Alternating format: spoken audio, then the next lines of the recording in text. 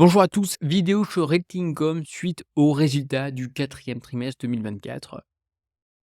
Comme mentionné, c'est une foncière qui est assez connue, donc je me devais évidemment de présenter ces résultats. Donc, les revenus dépassent les estimations. En revanche, le BPA, c'est-à-dire le bénéfice par action, a été légèrement inférieur aux analystes. Par conséquent, le jour J, évidemment que cette foncière a corrigé. Ceci étant, ça ne remet en aucun cas en cause le business model de cette foncière qui est ultra qualitative. Donc, attention lorsque vous voyez certains résultats, lorsqu'on perd du -5, n'oubliez pas que votre investissement en bourse, c'est sur du long terme. On évite les allers-retours, notamment pour les frais de transaction, et que les résultats, c'est sur plusieurs années. Lorsqu'on investit en bourse, c'est sur du long terme. On va commencer par le résumé des performances. Premier point, le chiffre d'affaires. On a un chiffre d'affaires qui est en augmentation. On est quasiment à 1,3 million de dollars pour le quatrième trimestre 2024. Et on a dépassé les prévisions des analystes qui étaient quasiment à 1,294 millions de dollars. Donc c'est un excellent point. En revanche, le BPA, le bénéfice par action, on est légèrement inférieur à celui qui est estimé. On est donc à 0,3 cents et celui qui est estimé on était à 39 cents. Bon, il y a quand même un delta, mais ceci étant, comme je le mentionnais, c'est une entreprise de qualité. C'est pas parce que le résultat, on a un BPA qui est légèrement inférieur que c'est la fin du monde, ok? Fonds d'exploitation ajusté. Donc la FFO en augmentation, moi c'est un indicateur que je regarde, surtout la FFO par share. Donc on a une appréciation de 4% à 1,05 $ par action, donc par share, par rapport au quatrième trimestre 2023. C'est-à-dire que la FFO par share, les revenus ont augmenté de 4% entre 2023 et 2024. Donc c'est un excellent point. Indicateur de performance, premier point, l'activité d'investissement.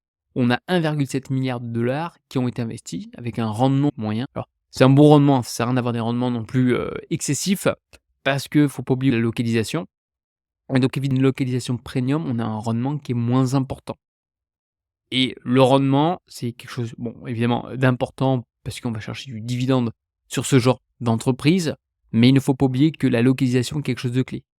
Pourquoi? Parce qu'on va chercher à limiter surtout donc le taux d'occupation, enfin le taux de vacances locatives au sein du portefeuille. Lorsque le taux d'occupation augmente, c'est juste catastrophique.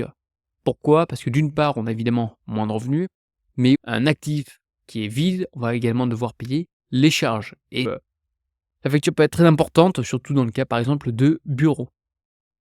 Un autre point, c'est le taux de récupération des loyers qui atteint quasiment 107% sur les propriétés relouées. Ce qui veut dire que les actifs sont qualitatifs et que les preneurs souhaitent continuer l'exploitation au sein de ces actifs. Donc ça, c'est un excellent point. Il faut qu'il y ait un taux de récupération de loyer qui soit conséquent et on va limiter le taux de vacances locatives qui est à ce jour de 98,7%, ce qui est juste excellent, notamment pour ce genre de foncière. Donc pour ceux qui ne savent pas concrètement que fait cette foncière, je vous invite déjà à voir mes anciennes vidéos sur ce sujet. Mais c'est un petit peu la foncière du dividende et The Monthly Dividend Company qui livre donc tous les mois un coupon de dividende, tout simplement, depuis quasiment plus de 30 ans. Elle possède près de 15 400 propriétés dans 49 États. Il y a Porto Rico, mais également en Europe. Elle se développe. Son portefeuille est diversifié, donc elle comprend principalement à hauteur de 80% du retail. On a également un peu d'industriel, du jeu, du bureau, et également la fabrication et distribution. Je considère en aucun cas cette foncière soit une foncière diversifiée. Pourquoi? Parce qu'on est à 80% sur du retail. Ceci étant, elle arrive à une taille qui est relativement importante, près de 50 milliards de capi. Par conséquent, elle doit donc se diversifier.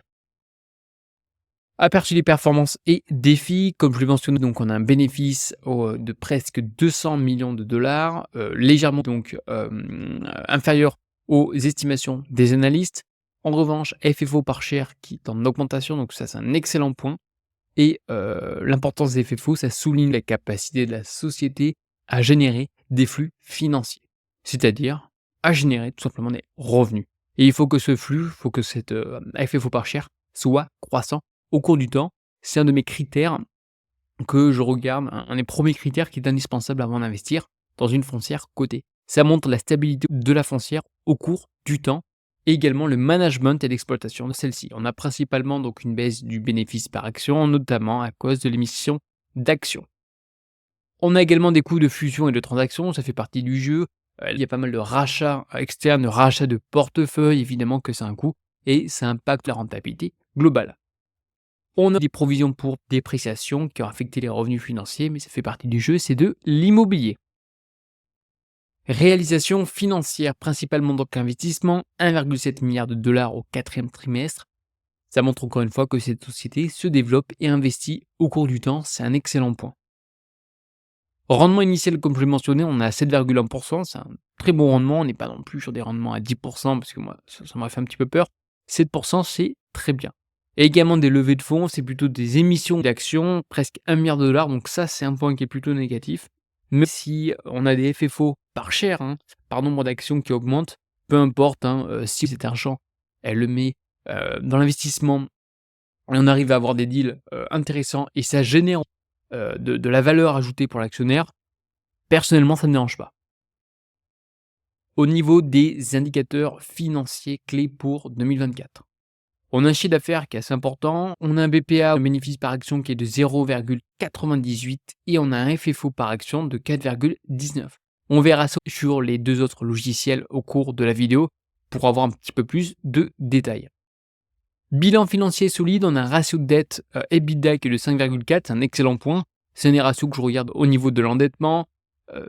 Attention lorsqu'on va être sur des foncières qui vont dépasser, on va dire, les 7 à 8. Encore une fois, ça dépend de l'actif en question. Et au niveau de la liquidité, on a quasiment 4 milliards. Bon, c'est un excellent point. Très belle foncière, très bien gérée, très beau management et sa réputation sur les marchés financiers. Commentaire du PDG qui mentionne que je suis donc satisfait de notre performance en 2024 puisque nous avons enregistré une augmentation de 4,8% de la FFO par share, ce qui représente notre 14e année consécutive de croissance annuelle de la FFO par action. Et on a le président et le chef de la direction de Realty Income qui soulignent la discipline dans la stratégie de déploiement de capital. Activité d'investissement et de portefeuille. Donc, on a une acquisition de propriétés à hauteur de 233 actifs aux États-Unis et en Europe, notamment au quatrième trimestre, donc de 2024. Et puis après, on arrive avec la France, l'Italie, ainsi de suite. On a quasiment 1400 millions de dollars donc investis. On a un taux de récupération des loyers qui est super à 100%, donc c'est juste excellent. Taux d'occupation, donc 98,7, donc ça c'est top. Encore une fois, sur ce genre d'actifs de société, ma limite c'est 95. Même en cas de crise, on a des taux d'occupation qui sont excellents. Propriété disponible, que ce soit pour la location ou pour la vente, on est environ donc à 205. Stabilité du portefeuille qui souligne l'attractivité des propriétés, c'est sûr, mais ça surtout souligne la stabilité des revenus générés par celle-ci, peu importe le moment. Lorsqu'il y aura une correction du marché, c'est sûr, il y aura toujours le dividende, il y aura toujours les revenus générés. Comme on a un portefeuille qui est ultra diversifié, on a quasiment plus de 15 000 propriétés. Je rappelle que payer son loyer, ça fait partie des priorités des ménages, enfin des ménages, j'ai compris, des entreprises. Donc sur ce point-là, ça reste plutôt un actif défensif, même si à un moment T, on verra une correction du marché avec quasiment du moins 30 en cas de crack. Ça fait partie du jeu. Mais n'oubliez pas les fondamentaux, on vient récolter les loyers. On a également un programme de dividendes et de rachat d'actions, donc ça c'est un excellent point pour l'actionnaire. Je rappelle encore une fois que c'est la 109e augmentation consécutive au cours du temps, c'est-à-dire ça fait quasiment plus de 30 ans que cette foncière délivre un dividende qui est constant et qui est en croissance. Il n'y en a pas non plus des dizaines qui offrent cette qualité de management, notamment à travers le dividende. Dividende annualisé, on est quasiment à plus de 3 dollars au 31 donc décembre 2024 et on a également un programme de rachat d'actions. Alors, contrairement à d'autres fonds, à d'autres actifs, à d'autres sociétés cotées en bourse, bon, il y a un rachat d'actions, mais vous inquiétez pas, il y aura également des émissions d'actions au cours du temps. Ça fait partie des foncières, notamment pour l'investissement. Conclusion, on est bien sur une foncière qui est résiliente, ça c'est sûr, avec une forte croissance du résultat net d'exploitation, mais également des FFO par share. On a également un investissement qui était important en 2024 et qui va continuer en 2025. On a Quelques défis également à relever, comme notamment le BPA, le bénéfice net par action, mais encore une fois, on ne s'arrête pas à un seul ratio. Troisième point, perspective positive. On a un flux de trésorerie qui est robuste. On a également un déploiement qui est discipliné au niveau du capital et un positionnement de la société pour l'avenir qui est top, hein, qu'on soit très clair, c'est une très très belle foncière. Ça reste vraiment une foncière de qualité, tout le monde connaît Ratingcom, gros poids lourd. Ceci étant, ne mettez pas, encore une fois, plus de 10% de votre patrimoine sur ce genre de société. On ne sait pas de quoi est fait demain. Ça, c'est une société très qualitative, mais on se diversifie afin de limiter le risque. Maintenant, on va passer sur les différents sites, donc Allrate et Fastgraph, pour analyser la société en profondeur. On va commencer par Allrate. Comme vous le savez, j'aime bien ce site. Encore une fois, je ne suis pas actionnaire, mais je trouve le rapport qualité-prix qui est relativement intéressant.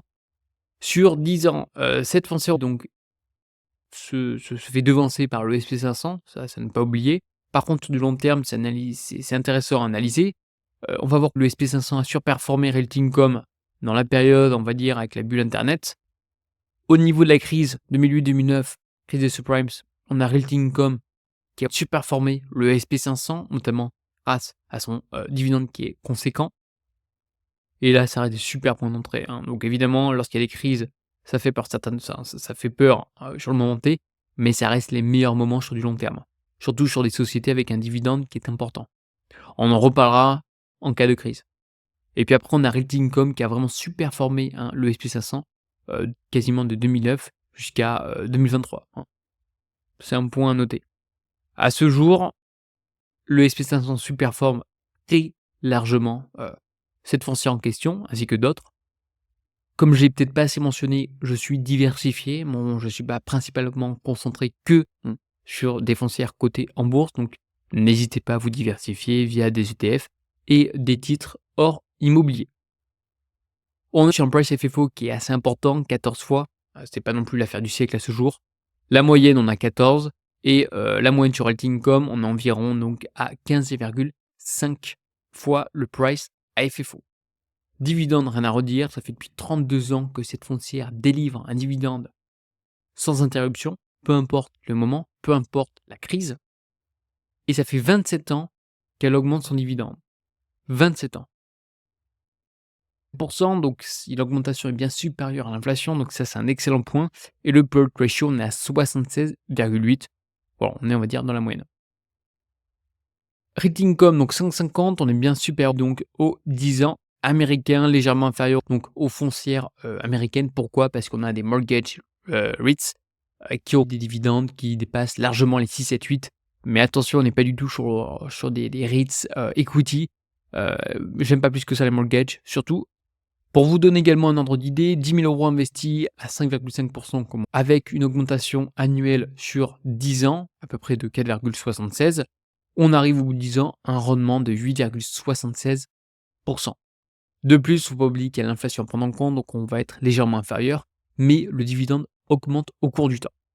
Au niveau des revenus, c'est croissant, rien à redire, mais on regarde surtout les FFO par share. Pourquoi? Parce qu'il y a une dilution d'actions. Assets, on est à 38,5, donc c'est juste topissime, on est bien en dessous des 40%. Dette EBITDA, on l'a vu, ICR 4,5 topissime. Et les intérêts, on a 3,90, plutôt faible, parce qu'on est sur le marché américain, faut pas l'oublier. Au niveau de la taille du parc immobilier, c'est juste impressionnant la taille, on est passé de 76 à quasiment 339, donc on a vraiment une augmentation du parc immobilier, donc évidemment ça se traduit par des revenus en croissance et donc des FFO par share en croissance. Taux d'occupation 98,7, juste topissime, et largest tenant, c'est-à-dire la part du locataire le plus important au niveau du NOI, on est qu'à 3,5. Et ça ne cesse de décroître, donc ça c'est un excellent point. Le whale, c'est donc le locataire le plus important, c'est 7-Eleven, et on est sur un bail ferme, il se termine donc dans 9,3 ans. Encore une fois, on est triple net, donc l'ensemble des charges sont pour le locataire et non pour la foncière. Comme je l'ai mentionné, on est sur du retail, donc pour moi, on n'est pas sur une foncière diversifiée, on est à 80% sur du retail. On a de l'industriel, on a des special gaming, on a d'autres types d'actifs qui représentent moins de 3%. Principalement aux États-Unis, donc on est sur du dollar, c'est un excellent point. Et puis après, on est en UK, en Espagne, en Italie et en France. Elle commence à se développer en Europe. Au niveau de phase graphe, depuis quasiment 2007, on est sur des niveaux inférieurs à la moyenne. On paye ça, comme je mentionnais, 14 fois, ce qui est pas non plus, extrêmement cher. Depuis quasiment donc 2007, la moyenne de cette foncière, on est aux alentours donc de 17 fois, hein, donc on est en dessous du marché, donc c'est un excellent point. Et sur 10 ans, on regarde, on est en général pareil, encore une fois à 17 fois et nous on est à 14 fois. Donc ça reste toujours une foncière intéressante selon moi, mais c'est pas non plus le coup d'exception de l'année. On a bien des FFO par share qui sont croissants au cours, du temps. Dividende qui est de 5,50, un excellent point encore une fois. Au niveau, forecast, au niveau des prévisions, alors donc on paye ça à peu près donc, 58 avec un price FFO de 14 fois. À 17 fois, à peu près comme on avait, hein, c'est-à-dire la moyenne de Realty Income, on serait sur un total annualisé de 36, ce qui est juste énorme, ça m'étonnerait fortement. Donc on va partir sur 15 fois à peu près le price à FFO et on sera à 10. Voilà. 10 sur cette foncière donc en 2025.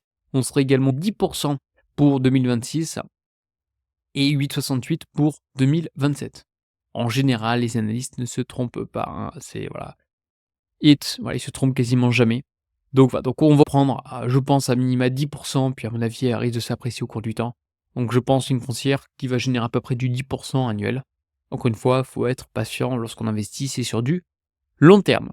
Avant de se quitter, n'hésitez pas à me dire si cette vidéo vous a plu, n'hésitez pas à liker, à commenter, ça m'aide énormément à affiner mes vidéos. Je suis tout à fait ouvert dans les commentaires. Merci encore une fois à tous pour votre soutien et je vous dis à une prochaine. Allez, bye bye.